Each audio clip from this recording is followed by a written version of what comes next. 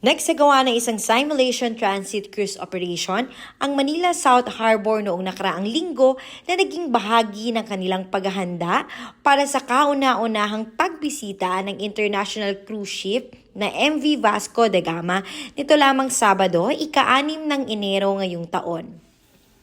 Layon ng isinagawang simulation na masigurong ligtas at mabilis na daloy ng trapiko ng mga pasahero sa pantalan magmula sa pagbaba ng barko patungo sa kanilang mga nakatalagang bus hanggang sa paglabas ng terminal.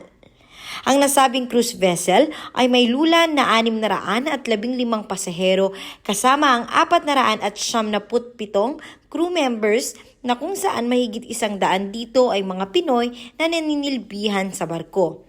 Ang Simulation Transit Cruise Operation ay naisakatuparan sa pakikipagtulungan at inisyatiba sa pagitan ng Asian Terminals Incorporated at Port Management Office ng NCR North.